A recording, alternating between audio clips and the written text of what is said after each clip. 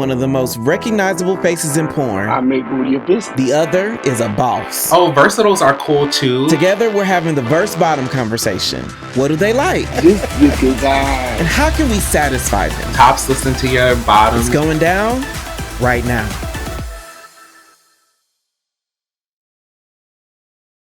What up, though? I am Jay the Gentleman. That's at JAI the Gentleman on IG and Facebook. We've been talking about sex on the show because I believe sex is an analogy for life. Everything that we do or learn in life can be broken down into something sexual that makes us grow just a little bit and not just your dick. We started with total bottoms, and I had a panel of bottoms on the show. We talked to a total top, and y'all went up in the comments. Then we added verse tops, which is now our most watched episode on YouTube.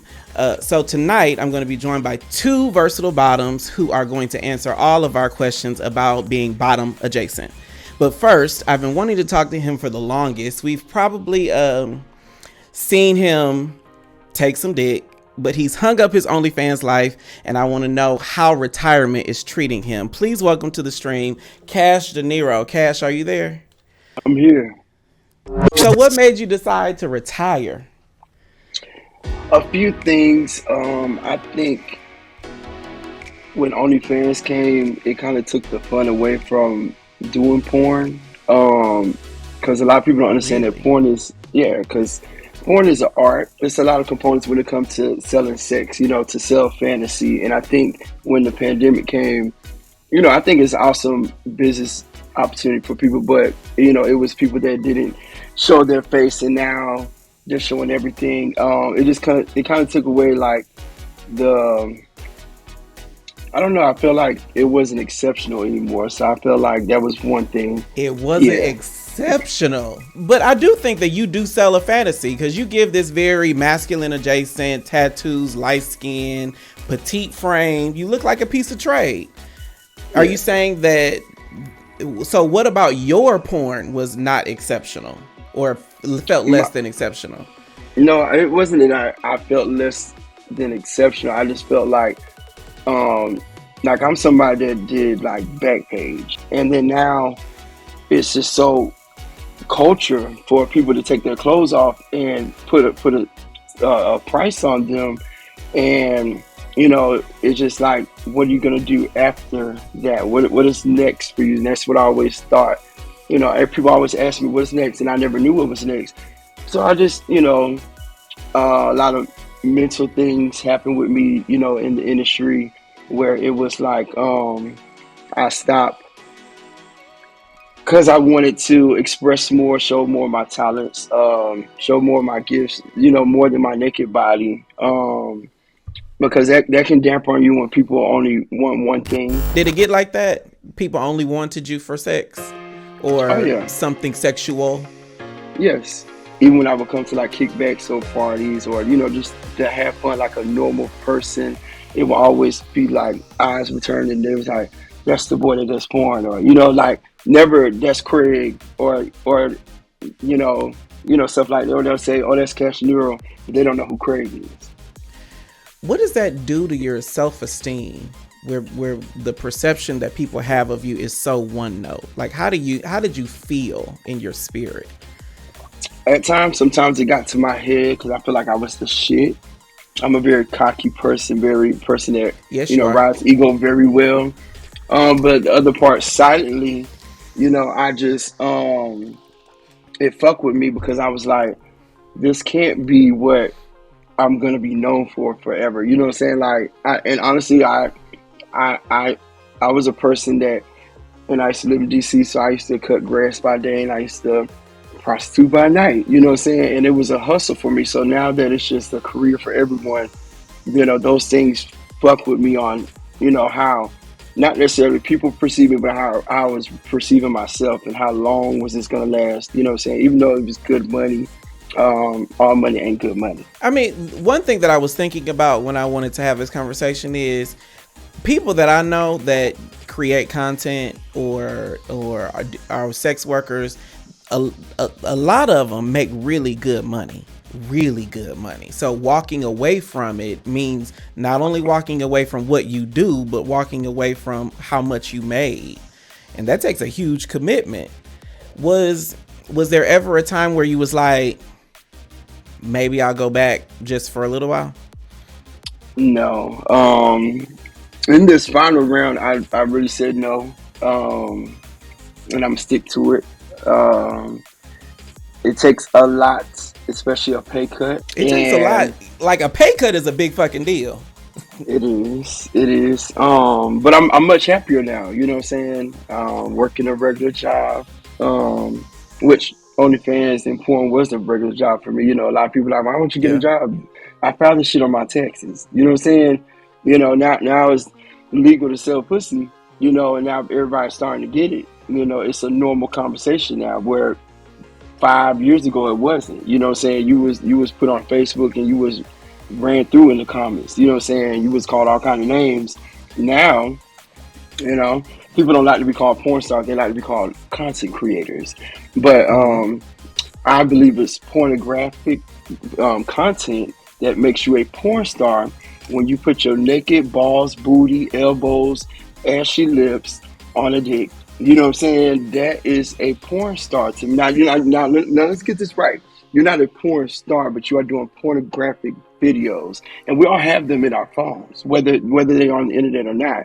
You know, there's not really much difference between me and a regular person. It's just I make booty a business. Do you have people have a lot of shame and stigma around not porn but sex? Do you carry any shame around just being sexual in general, whether it's porn or not? Absolutely not. I'm very comfortable with my body, and I think with the success I've had is because I'm comfortable with my body. Like, um, you know, some people do porn and then you never see them again. You know what I'm saying? Like, literally. There's some people, if you can name it a game, that were hard hitters, you will never see them on the internet. They can never face life. They don't like going to the clubs. They have anxiety problems. They got drug problems. They got mental health problems. I just always refuse to be in that stigma of, oh, he just, you know, he had his good run and then what happened to him? You know what I'm saying? There's some people that died doing this. There's some people that's been in danger doing this. Sex work is a motherfucker. You know what I'm saying? People don't understand like that is a very dangerous game and a dark, I like to call it the dark arts. You know what I'm saying? That don't nobody really know about. They just think they hear city girls and they feel like that makes them an OnlyFans content creator, you know what I'm saying, if you will. But there's so many components that really, you know, I wanted to ride above and, you know, propel and go to the next level of being the very best version of myself. And I've done that with, you know, being a part of ministry and being a part of, you know, like I still go out and not hide from people and be ashamed because it took a long time for me to lift my hands in church. Because, you know, there's some people that have seen me and you know, have done things to themselves. And I had to look past that because that was a job for me. You know what I'm saying? Now, I may not, you know, people can't really get past it all the time. But then when people get to really know me, they're like, wow, you're really down to earth. And you're not this, you're not that, you're not a dart. So it just created my narrative. That is dope. I'm here for it. Thank you. I'm here for it. Okay, stay here. When we come back, we're going to be joined by a good friend of mine so we can compare notes on what it means to be a versatile bottom. We'll be right back. Coming up, you're going to have to go to somebody else. Throwing this pussy a long time. It's going to give Goldilocks their 3 bears. Get in the conversation. This comment says, I did a good job. It's time for a congratulatory ejaculation session. Chat live on the show and get exclusive content. The bottoms are going to eat me up for this in the chat. Join the Dear Black Gay Men Insiders group on Facebook.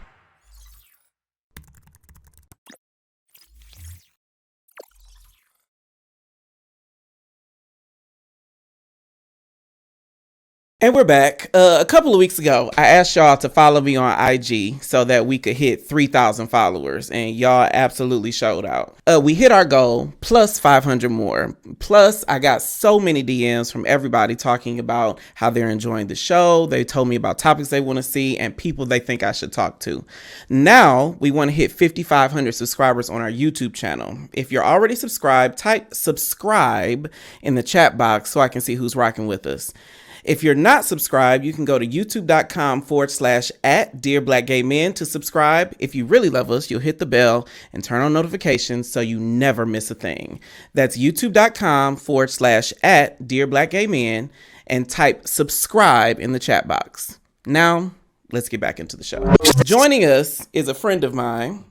He's a community activist and organizational leader, and he's been featured on TheBody.com, Orlando Sentinel, and several other publications. Please welcome Daniel Downer to the show. Daniel, are you there? I am. Hey, how's it going? Daniel and Craig, you know I got lots of questions for y'all. I'm sure you do. Lots and lots of questions. The first question that I got from everybody is, why not just be a bottom? I think for me, it's about, like, when I think of intimacy and sex as it relates to me, recognizing that that's a little bit more fluid than just a box of like penetration, right? And so I identify as a versatile bottom because while I enjoy penetration a lot, I also enjoy topping on federal holidays. So that's there for me, and I think that's important to name and bring up, that there is a fluidity, however you identify when it comes to your sexual position. And so for me, that's why I try to, or prefer to, identify as a versatile bottom. Craig, why? What's the difference between what you are and being a bottom, like a total bottom? Because I think when I got into industry, they pushed me to be a bottom. Because, you know, to sell fantasy, I'm the type of nigga you want in that bedroom, light skin with tattoos, and I'm on like a nigga. You know what I'm saying? So I really am not into the verbiage and the titles that people give me. But I think it's important when it comes to, it's just like a socket, you know, and a plug. You need one and you need to have the other. Somebody got to do the vending. But I think I enjoy dick, you know, and I got a long dick and I like to use it. You know, a lot of people don't know I have fucked females before. I have front and back door. So when it comes down to it, I'm not just a bottom. I think a lot of people that want to fuck me, I would never let fuck. That doesn't make me a bottom because I've been, you know, or less of a man because I bent over. I like to bend the booty cheeks over for a real nigga. Like, what is the determining factor between someone you would bend over for and someone you would not, Craig? My preference. I think a lot of people are sensitive, especially gay men. Like, if you're not my type, then you're not my type. I'm entitled. Like, you can't take me out to eat and tell me what to eat. You can't tell me to eat fish if I don't eat fish. You can't make me eat beans if I don't eat beans, and I really don't. You know what I'm saying? So when it comes down to what I like, I think that's personal. And I think when somebody, you know, that has seen me and they feel like they can fuck me, you know what I'm saying? That was for the fantasy. But in real life, I would never be butt naked to you. The reason why I'm curious is because the two of y'all are two very different types of black versatile bottom. Daniel, you are very tall. Craig, you are not so tall. I mean, you ain't short, but one of you has tattoos, one of you is not. One of you is very, very outspoken about sex. And far as I know, Daniel, you are, I wouldn't say conservative, but you ain't created content about it. So it's like y'all are so different. How does masculinity fit into your preference, Daniel, as compared to Craig? Yeah, thank you so much. Because I was going to say, I think my experience when it comes to who I top is very much based on emotional connection. I think that was one of the very first times that I realized, oh, well, maybe I'm not necessarily a bottom because I was with an individual, it was going down, we were having such a great time, and then he flipped over and was like, he wanted me to top him. And I didn't think about it, I didn't question it, it just organically happened. So I think for me, it's more of that emotional connection that really makes me kind of like turn that switch. And as far as masculinity is concerned, I think it's the same thing. I'm not very dead set on like, oh, this guy has to look this way. I think as I have grown in my journey as a queer person, as I've grown in my journey just sexually, I've realized that when you get into the bedroom, when there's that connection, things seem to kind of figure themselves out. And so for me, that topic of masculinity, the individual could be masculine presenting, that's great. The individual could be feminine presenting, that's fine with me as well. I'm very fluid when it comes to that attraction or that preference as far as who I would top or who I would let top me. Okay, so if we could shift gears for a second and talk about dating. So what I hear both of you saying is, while you are not opposed to topping, you do not, I don't hear y'all saying, oh, I get horny for some ass on a regular basis. I heard federal holidays.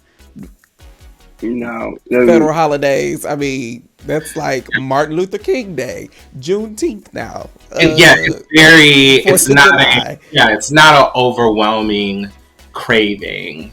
It's there, but it's not. So do you date primarily tops, or are you equal opportunists to the same degree? You know, it's interesting because initially I was kind of just like, oh, exclusively top, and then that transitioned to include verse top, and now I feel like I'm in this space where it's like, oh, versatiles are cool too, because like we can kind of figure something out. So I think I'm kind of becoming an equal opportunist. I'm just kind of, just opening up more and more for me. What about you, Craig? Do you prefer to date primarily tops or people who primarily top? The funny thing is I really don't date. I can fuck you and have no emotional ties to you. I prefer it that way. I like being single. I don't want to be tied down. So if I want some butt, I know who to pick up the phone to call. I know if I want some dick, I know who to call. And the funny thing is, a lot of people throw a lot of ass to me too. A lot of people. So that's the other funny thing. But when it comes to when I hear the word date, I don't know if it's a Sagittarius to me, but I freak out because I want no emotional connection because I have none to give right now. I prefer you stay over there now. If it leads to that, if it goes there, we can fuck. If it's good, we can do it again. But and I can't function without the emotional connection. Really? That is so interesting to me. I was saying that to a friend today over lunch because we were talking about dating and intimacy, and yeah, I'm the type where like after sex, I'm just like, do you want to stay? Do you want me to make you some waffles? Do you want to go out tomorrow? I'm very much, if there's not that emotional connection, it makes it very difficult for me to kind of like, just enjoy the moment. Hold on, put that comment back. I gotta read it. It says, I think I'm a verse top, and I think I identify more with Daniel. I gotta have some emotional connection to top me, unless you physically, I'm turned so turned on. I don't mind bottoming without emotion, but more than likely I'm topping literally every blue moon. I want dick, even if even that. But that sounds like a combination of both of y'all. It sounds like they need the emotional connection, like Daniel is saying, but also, even though you get dick thrown at you, like Craig was saying, it's got to be on. Are you saying it's got to be on your terms, Craig? It sounds like what you're saying is sex got to be on your terms. Yeah, because I don't walk around. Another thing I hate is when people think that I just walk around here with my asshole clean every day. Like, you hit me up talking about you want to fuck is the wrong way to do it. Now I'm all about a vibe. Now I may not love you, but to fuck me, we got to have some type of characteristic and compatibility as far as, conversation, like, a little chill set before we get to that. But you coming off the bat, I hate when nigga text me and be like, what are you doing? I'm like, nothing. I'm like, oh, I want to fuck. Well, you might want to get on Jack. You know what I'm saying? Because you're gonna get no response. Even if I've known you for a long time, that is just the wrong thing to do to me. Okay. That was part 1 of our verse bottom conversation. Part 2 is coming. I am Jay the Gentleman. That's at JAI the Gentleman on IG and Facebook. If this episode made you feel a little more dope, be sure to subscribe on YouTube and like the video and share it with someone who needs a subtle dopeness reminder. The podcast is new every Wednesday. You can stream it on Apple Podcasts, Google Play, Spotify, or wherever you get your podcasts. New uploads to our YouTube channel happen every Thursday, so follow at Dear Black Gay Men on socials so you never miss a thing. I am Jay the Gentleman. This has been Dear Black Gay Men Live, and I will talk to you next Thursday. Bye.